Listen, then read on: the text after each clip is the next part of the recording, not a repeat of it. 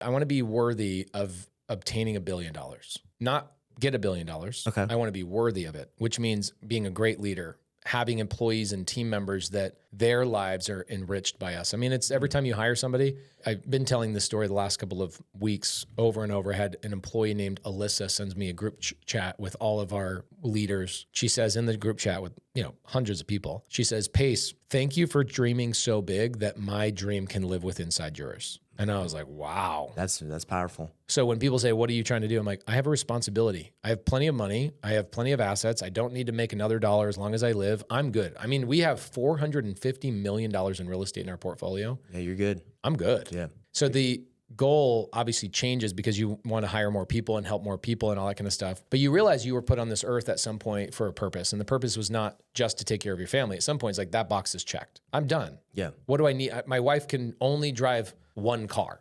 She can't drive 4 cars at a time. Okay, so we don't need more cars. We don't need more houses. We don't need more whatever. And really what it was is realizing people are making decisions to have babies, get married, buy their own houses, go on vacations, invest their own money in other things because your stability in your business that you built. Yeah. And you, okay, I have a purpose here on this earth.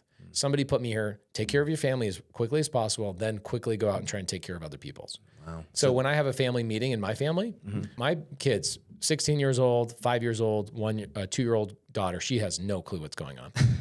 We are talking about other families that we're impacting. Yeah. And our goal next year, for example, for my kids is our goal is to get 50 families off the street that are homeless, because there's all sorts of crazy statistics talking about how 1 in 30 kids are on the street. In the United States, 1 in 30 kids are homeless. These aren't drug rattled like fentanyl situations. These are families that are working at Walmart, Target, single mom who's making $18 an hour who can't afford rent. Yeah. Okay, so how do we go after that? Our job is to go buy real estate, figure out how to make it affordable, work with charities. There's a couple of charities we're working with. One's called Family Promise. They help working families, non-drug related situations, to get into the houses that we as investors go out and get. Now that's definitely a mission. It's a mission. That's a mission. It's a mission. And so I think our community, our real estate community, will probably get close to 2,000 families off the street next year by working with this charity. And when you show your kids, this is what we're doing, this is why we're buying real estate, is to benefit other people. And like cash flow is no longer the goal, right? So I just want to become worthy of that thing. The $1 billion, would it change my life? Will it open up other doors? Yeah, I think to a certain degree. Well, yeah, it's interesting what you're talking about, because when you say billion, I think of the money, but you're not it doesn't seem like you're thinking about the money. You're saying, what could that help accomplish when I get that? Like, kind of, but like also the best people I've acquired on my team and attracted to my team were when I did some sort of personal development. I learned how to be a better leader. I learned how to do this. I got rid of a bad habit. I got rid of some bad branding or something that wasn't really in alignment with other people. And I fixed things in my ecosphere. And all of a sudden, magically, the best people start going, hey, do you have any open positions? I'm like,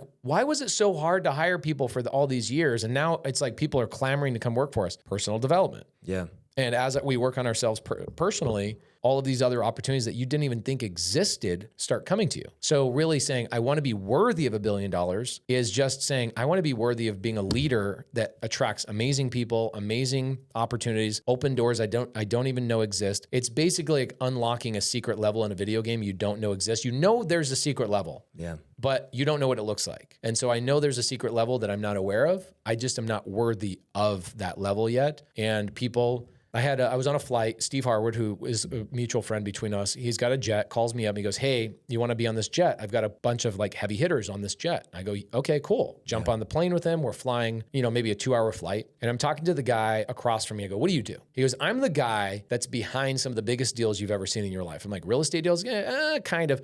He's like, I'm the guy that's taking the Anaheim Angels and getting them to move to Vegas. I'm like, what? That's a big deal. Yeah, that's like deal. Not something you learn in school. Is that a job? Exactly. Well, I didn't even know that existed. And he said, he's here in Utah.